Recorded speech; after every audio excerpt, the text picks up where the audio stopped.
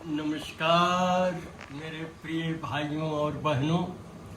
आज हम प्राउड के चर्चा में चुनाव जिसकी गतिविधि हमारे देश में चल रही है उस पर ही कुछ ध्यान केंद्रित करेंगे जो आवश्यक है।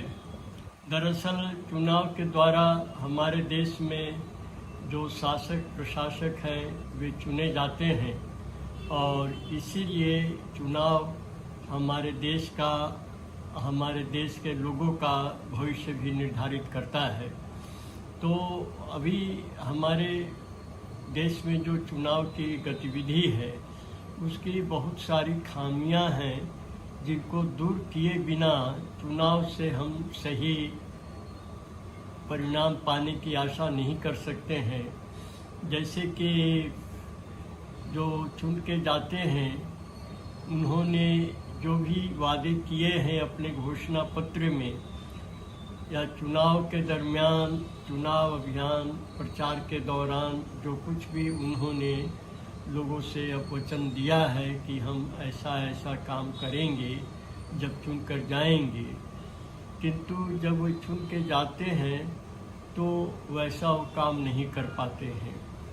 जैसे अभी फ़िलहाल बेरोजगारी है, शिक्षितों की भी बेरोजगारी है और अशिक्षितों का तो है ही, लेकिन इस बेरोजगारी को दूर करने के लिए सभी सरकारों के द्वारा या जो भी नेता रहे हमारे चुनावी मैदान में वे ये हमेशा भरोसा दिलाने की कोशिश किए कि वे बेरोजगारी को समाप्त करेंगे, किंतु अभी भी सरकार के द्वारा जो बेरोजगारी को दूर करने का प्रयास होता है उसमें साल भर में करीब 12 लाख से 15 लाख तक लोगों को ही रोजगार मिलता है, जबकि प्रति वर्ष 1 करोड़ के करीब लोग रोजगार के लिए तैयार हो जाते हैं प्रति वर्ष।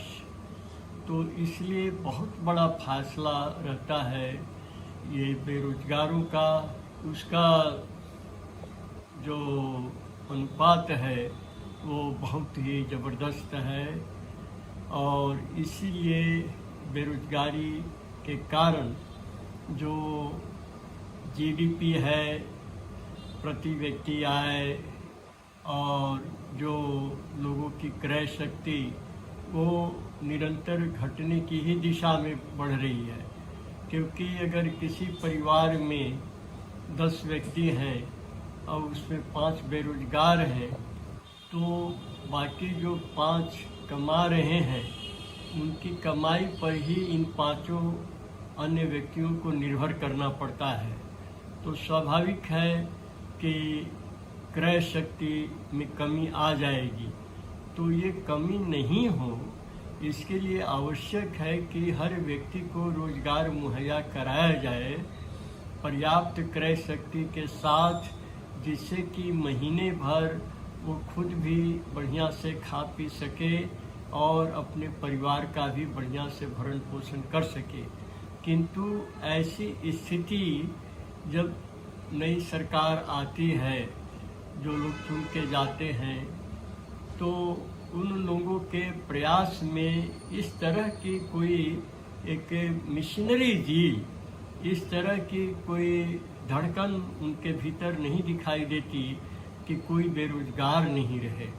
क्योंकि जब तक लोगों की क्रय शक्ति नहीं बढ़ेगी, परचेजिंग पावर जब तक एडिक्वेट नहीं होगा, तब तक गरीबी नहीं मिट सकती है, तब तक लोगों की बदहाली नहीं ख़त्म हो सकती है।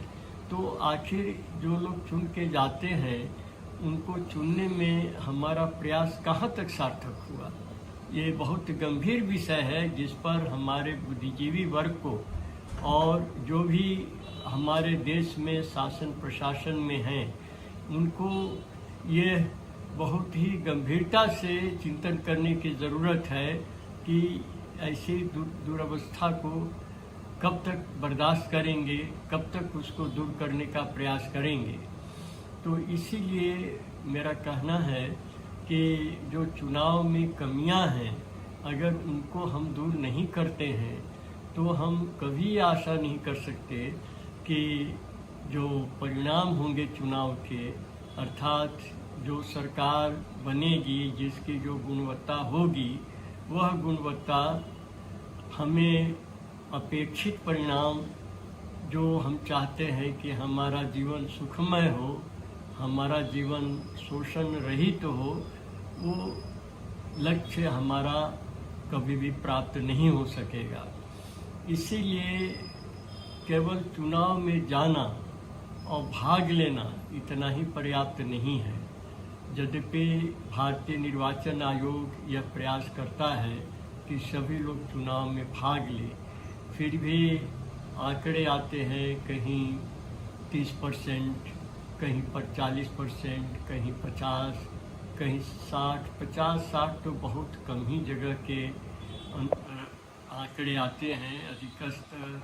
अधिकतर 30 से 50 के बीच में ही लोग वोट देने जाते हैं, और इतने लोग जो वोट नहीं दे पाते हैं, आप सोचिए कि क्यों उनकी अरुचि है, क्यों वो इसमें अपना आग्रह नहीं दिखाते हैं।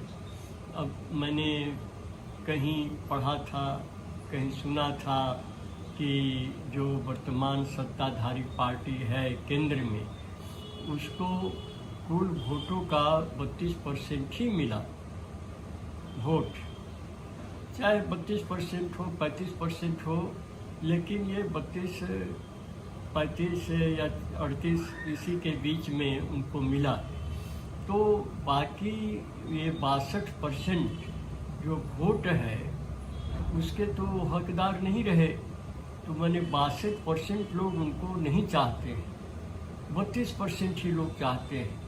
इतना बड़ा देश है जिसमें 32 आदमी चाहता है और 68 आदमी नहीं चाहता है, लेकिन जो 32 आदमी चाहते हैं उनके द्वारा चुने हुए व्यक्ति हमारे प्रशासन करते हैं। तो स्वाभाविक है कि अधिकांश जनता का जो मनोबल है वो ऊंचा नहीं कर सकते, उनकी जो समस्याएं हैं वे हल नहीं कर सकते, क्योंकि उनको ये आश्वासन तो है ही कि हमारी सरकार चलेगी, क्योंकि जो जीत के आए हैं वे बहुमत में हैं। तो इसीलिए हम लोगों को इस पर विचार करना चाहिए कि क्या वर्तमान चुनाव प्रणाली ही हमारे देश में चलती रहे। ये लोकतंत्र का होना तो बहुत ही अच्छा है, क्योंकि इसमें जनता को अपने मनपसंद लोगों को चुनने का अवसर है। लेकिन ये लोकतंत्र सफल हो, लोकतंत्र के द्वारा जो हमारी समस्याएं हैं उनका निवारण हो सके, उनका समाधान हो सके, यह कम महत्वपूर्ण नहीं है। केवल चुनाव का हो जाना ही एक भारतीय बहुत बड़ा लोकतांत्रिक देश की एक घटना है, ये सुनने में अच्छा लगता है, लेकिन इसका जो व्यवहारिक स्वरूप है, जब तक वो निहित स्वार्थ वाले लोगों से मुक्त नहीं होगा, तब तक चुनाव का हमको असली फ़ायदा भी नहीं मिल सकता है।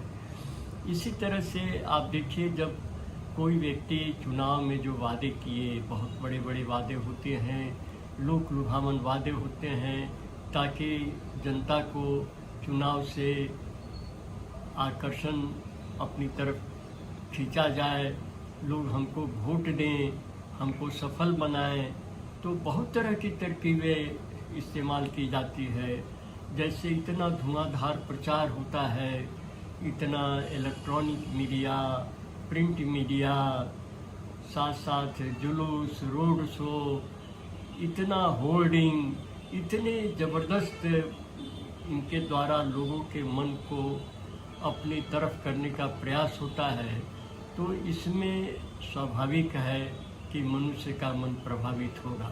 तो इसीलिए जब हम लोग तांत्रिक तरीके से ही चुनाव करें, इसमें इसके विरुद्ध मैं नहीं हूँ, या प्राउड इसके विरुद्ध नहीं है, लेकिन फिर जो मतदाता हैं वे जागृत होने चाहिए, उनकी भी कुछ योग्यता होनी चाहिए कि क्या एक बहुत पढ़ा लिखा व्यक्ति और काफ़ी जागरूक सामाजिक राजनीतिक रूप से उसका वोट, और एक अनपढ़ व्यक्ति, अशिक्षित व्यक्ति जिसको कोई जानकारी नहीं है कि हम जो वोट दे रहे हैं, जिसको वोट दे रहे हैं वो कितना योग्य है, कितना सुपात्र है, उसको कोई जानकारी नहीं है। बस एक भेड़िया धसान की तरह गांव में हुआ कि चलो चलो फलाने प्रतीक पर, फलाने चिन्ह पर वोट देना है, और सब लोगों ने 100 लोगों ने जा कर के वही बटन दबा दिया। तो इसीलिए जो जिन वोटों के ऊपर निर्भर करता है चुनाव, उनका भी एक इलेक्टोरल कॉलेज होना, एक मतदाता समझिए कि गोष्ठी को तैयार करना, ये सबसे बड़ा दायित्व है हमारी सरकार का भी और भारतीय निर्वाचन आयोग का भी। केवल 18 वर्ष की उम्र होने से ही किसी के भीतर यह योग्यता आ गई कि वो अच्छे उम्मीदवार और खराब उम्मीदवार में भेद कर सकता है, उसकी जो वास्तविकता है समझ सकता है, यह आवश्यक नहीं है। 18 वर्ष की उम्र लंगड़ा लोढ़ा काना कोड़ी पढ़ा अनपढ़ जो भी है सबको जो है वोट देने का अधिकार हमारा संविधान देता है। तो इसीलिए संविधान की नीयत बहुत अच्छी है, लेकिन उस नीयत का लाभ नहीं मिल रहा है, उससे जो हमारी अपेक्षाएं हैं वो नहीं पूरी हो रही हैं। इसीलिए इस पर बहुत गंभीर चिंतन होना चाहिए कि क्या वोट सार्वजनिक हो, सबको दे दिया जाए जो 18 वर्ष की उम्र का हो, अथवा जो वोटर हैं उनकी भी कुछ योग्यता होनी चाहिए। तो इस संबंध में प्रौढ़ की सोच है, प्रौढ़ का ये बहुत सुचिंतित मत है, विचार है कि जो वोटर हो उनके अंदर कम से कम 3 योग्यता होनी चाहिए। पहला तो कि वे नीतिवादी होने चाहिए, नैतिकवान होने चाहिए, क्योंकि जो शराबी होगा वो चाहेगा कि शराब जिससे हमको रेगुलर मिलता रहे, ऐसे प्रत्याशी को हम वोट दें। जो बिजनेसमैन होगा वो चाहेगा कि जो अच्छा बिजनेस करने में हमको मदद करे, ऐसे प्रत्याशी को वोट दें। तो इसीलिए अगर हम चाहते हैं कि ऐसे लोग जाएं जो आम लोगों की जो रोजमर्रे की समस्या है उससे जिनका लगाव हो, जो ये सोचते हैं कि कोई दुखी आदमी नहीं हो, कोई शोषित पीड़ित आदमी नहीं हो, इस तरह की व्यवस्था को हम बनाएं। तो इसके लिए यह आवश्यक है कि उस व्यक्ति के अंदर भी ऐसी गुणवत्ता, इस तरह की विशेषता होनी चाहिए। इसीलिए पहली विशेषता जो वोटर की है वह कि वो नैतिकवान हो, वो कथनी और करनी एक वाला हो। तो वो चुनेगा भी जिनकी कथनी और करनी एक है उनको, वो अरे गहरे नथु खैरे को नहीं चुनेगा। इसलिए नैतिकता उसकी पहली मापदंड होनी चाहिए। उसके बाद दूसरा जो महत्वपूर्ण भाग है कि वो शिक्षित होना चाहिए, और शिक्षा का यहाँ अभिप्राय केवल अक्षर ज्ञान से नहीं है, केवल इससे नहीं है कि वो किताबें कितना पढ़ा है, कितने डिग्रियों का वो मालिक है। ये शिक्षा का मतलब यहाँ है कि उसको अच्छे बुरे, सही और गलत में भेद करने में, उसको छांटने में वो प्रवीण हो, वो कुशल हो, तभी कहा जा सकता है कि वो वास्तव में शिक्षित है। इसीलिए शिक्षा का उद्देश्य यहाँ केवल नौकरी पाने से और कई डिग्रियाँ होने से नहीं है। शिक्षा का उद्देश्य यहाँ उसको सही तरह से सोच उसके अंदर पैदा करने से है। और तीसरी उसके अंदर बहुत ज़बरदस्त आवश्यकता है कि उसके अंदर सामाजिक और राजनीतिक चेतना हो। अगर सामाजिक और राजनीतिक चेतना नहीं है तो केवल हुआ कह रही ये इस पार्टी का कैंडिडेट है और ये पार्टी हमारे लिए बहुत प्रिय है, उसको वोट दे दो। तो अब पार्टी प्रिय है लेकिन अगर कैंडिडेट ठीक नहीं है तो हम क्यों वोट देंगे उसको। तो इसीलिए जब तक सामाजिक और राजनीतिक चेतना नहीं होगी तब तक ये पार्टी का अथवा मित्र दोस्त का अथवा अपने परिवार का इन संबंधों को लेकर के हम वोट देते रहेंगे और अपना कष्ट भोगते रहेंगे। कभी भी हम जिन आशाओं को लेकर के वोट देने जाते हैं वे कभी भी पूरा नहीं हो सकेंगे। इसलिए मेरा सभी पूरे जन समाज से, पढ़े लिखे लोगों से, अन्य लोगों से जो दुखी पीड़ित शोषित अवहेलित उपेक्षित वर्ग है, वंचित वर्ग है, उन सब से मेरा निवेदन है कि वो इस बात को गंभीरता से ले कि वोटर में जब तक, मतदाताओं में जब तक ये 3 न्यूनतम योग्यताएं नहीं होंगी तब तक उनको मत का अधिकार देने का मतलब ही है कि हमारे मतदान से जो हमारी आशाएं हैं वो पूरी नहीं होंगी। इस पर हम लोग गंभीरता से चिंतन करें और उसके अनुरूप व्यवस्था सरकार ले।